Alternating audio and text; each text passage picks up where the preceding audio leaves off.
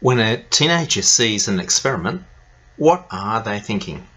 I'm a science teacher and think this is a pretty important question. I want a society that thinks through evidence and values justice. And that society is going to need citizens who can figure out when they are being fooled, and then they have to move on. In the experiment, you imagine a situation, experience it, and this experience deepens your understanding. An experiment that's going to reveal what's going on here that I've thought of is a great thinker's barbecue.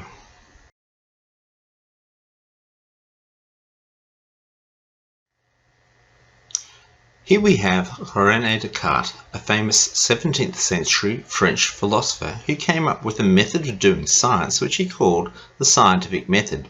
It used deduction, a technique in which two truths lead to a third.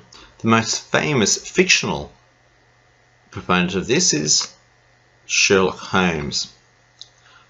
An even more famous real-life proponent of this technique is Einstein. So René Descartes, I think you could call suave for using deductive reasoning. An English philosopher called Francis Bacon, also from the 17th century, came up with another scientific method called induction. Here you make generalizations and check them out one by one with experiments. He influenced Newton and our current way we teach science and experiments at schools. Lev Vygotsky is a Soviet education guru who looked at tuning education and experiments to be in the zone of proximal development, i.e. not too hard to be understood but not too easy to be boring. Over here we've got Alex Humble. He's a bit of a systems man, the guy who opened up ecology and laid the groundwork for greats like Charles Darwin and further life science. He's known as a person from the Romantic era. My personal hero over here is Leslie Moorhead. He's good because he took experiments and applied them.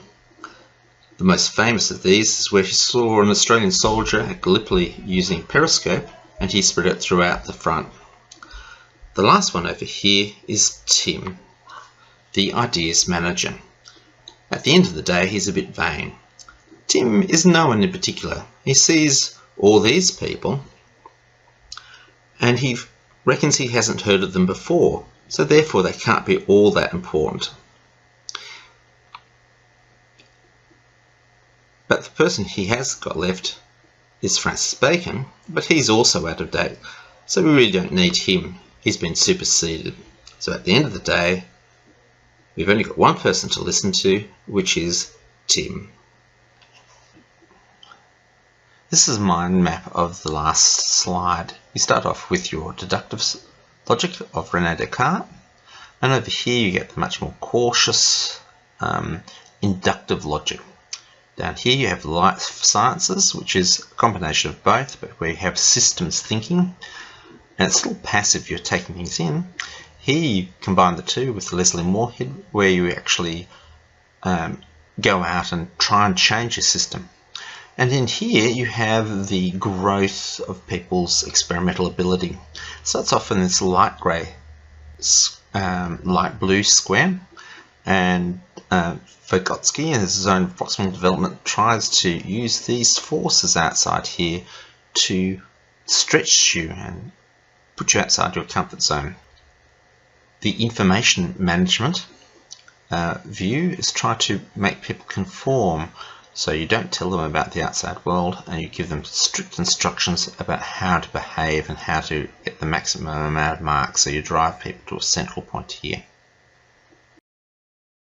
For experiments, you can take the high road trying to work out why we do everything, or you can take the low road with our friend Tim here and keep everything short, sharp and simple. We're not going to do that though.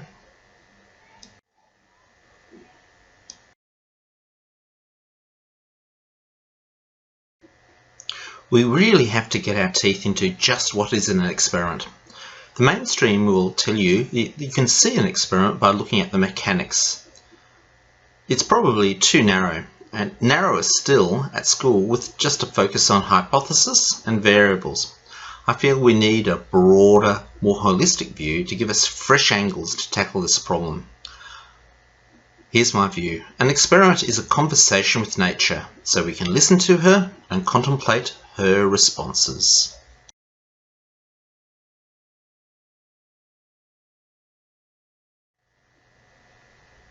My angle looks at what experiments mean to people. In other words, the human hypothesis. So experiments produce meaning, and we are animals in search of meaning. As babies, we experiment a lot and create our own meanings. Then as children, we start to weave our meaning into a social narrative, a system of agreed meaning. And I think the problem is that science isn't fitting into the social narrative that we're all building. Another aspect of engagement or producing meaning, you need a certain amount of goodwill and optimism to be involved in an experiment. You've got to believe that it's for the greater good and it's a good chance of it working.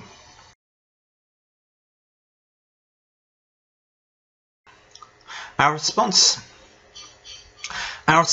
to declining performance engagement has really had only one strategy so far, response one, which is teach more or add more constraints. We have the classic framework of experiments, which is aim, hypothesis, equipment, diagram, method, etc. Following the scientific method, which we now know is only just one flavour of scientific method, and to go back and rely on the textbook. Response 2, however, is to make the experiment more to a conversation, to see experiments through the lens of meaning.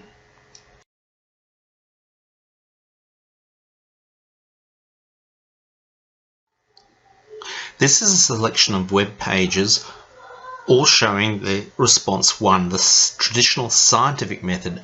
We drill students on aim, hypothesis on the left for beginning, on the right for more experienced students.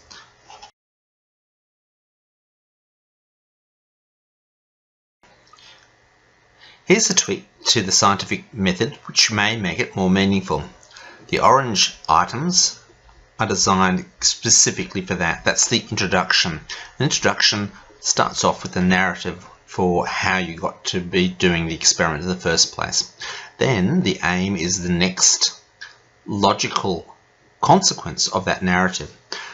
The hypothesis and conclusion, which are in blue, are optional. They're only necessary if you're actually building upon your thinking. If you're just discovering something or showing something which is already known, it's not really necessary. But prediction is another thing which is really necessary for hypothesis, but it's also part of the narrative, a narrative story. So prediction is a story element.